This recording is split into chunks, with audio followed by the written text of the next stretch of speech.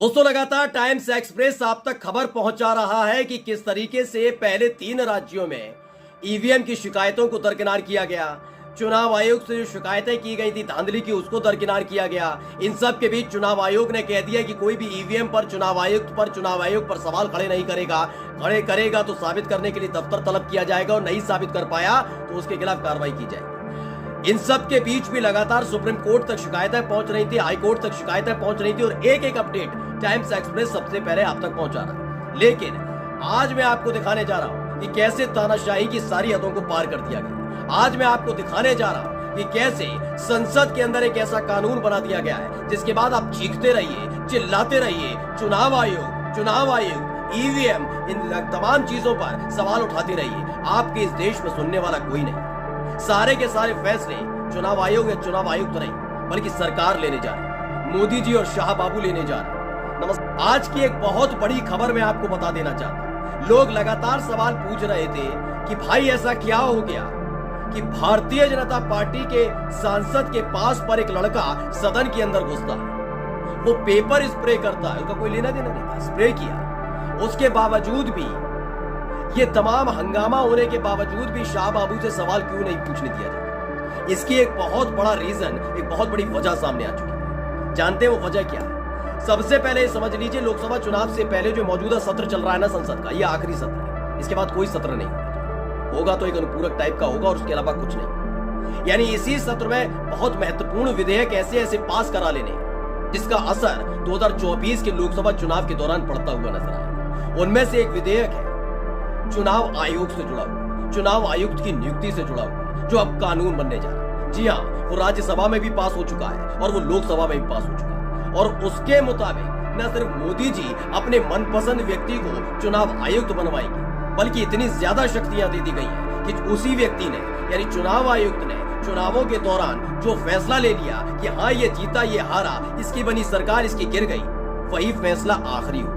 आप किसी अदालत में चले जाए, lower court, high court, supreme court, कहीं सुनवाई नहीं हो सकती। यानी अब सड़क पर खड़े होकर सिर्फ चीखते रह जाएंगे।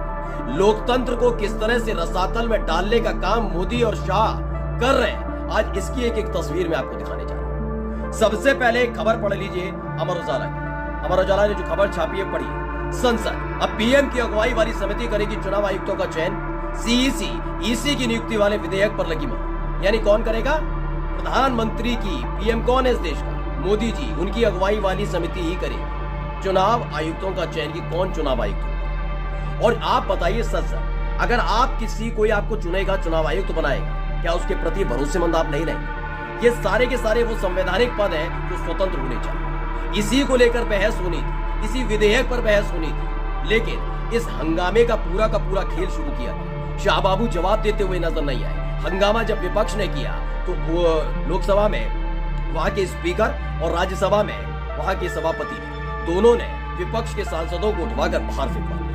यानी न विपक्ष रहेगा, न हंगामा होगा, विधेयक आसानी से पास हो जाएगा और अपने लाडलों को आसानी से चुनाव आयुक्त बनवाया जा सकता है, जो मनमर्जी तरीके से फैसले लें। क्योंकि जब इस विधेयक पर चर्चा हुई तब आम आदमी पार्टी के सांसद राघव चड्ढा ने ईंट से ईंट बजा दी।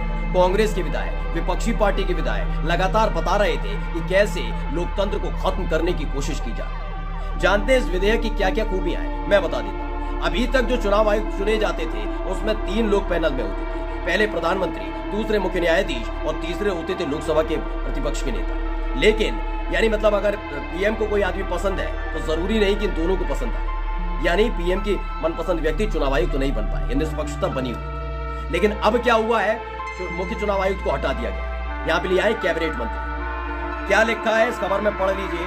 साफ साफ लिखा है चयन समिति में प्रधानमंत्री, केंद्रीय मंत्रिमंडल, ये आकाशवाणी ने खबर छापी है।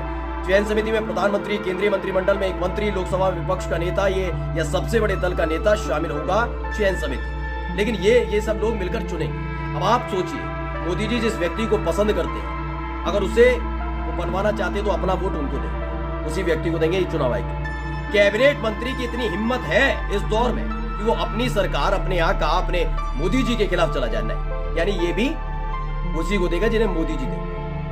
तीसरे में नेता प्रतिपक्ष दे न दे कोई फर्क नहीं पड़ता कि वो व्यक्ति चुनाव आयुक्त बने। लेकिन सबसे महत्वपूर्ण जो दूसरी इसमें बात है दोस्तों, वो ये देख लेनी जरूरी है कि इसका कितना बड़ा असर होने जा रहा है देखिए, पढ़ लीजिए। ये भी आकाशवाणी ने खबर छापी थी, मैं थोड़े दिन पहले आपको बताई भी थी। क्या हानिकारक है इसकी? इसमें लिखा है श्री मेघवाल, जो अर्जुन मेघवाल है, वो इस देश के कानून मंत्री, उन्होंने कहा कि नरेंद्र मोदी सरकार इस बात के लिए प्रतिबद्ध है कि देश की सभी संस्थाएं निष्पक्ष तरीके से काम करें।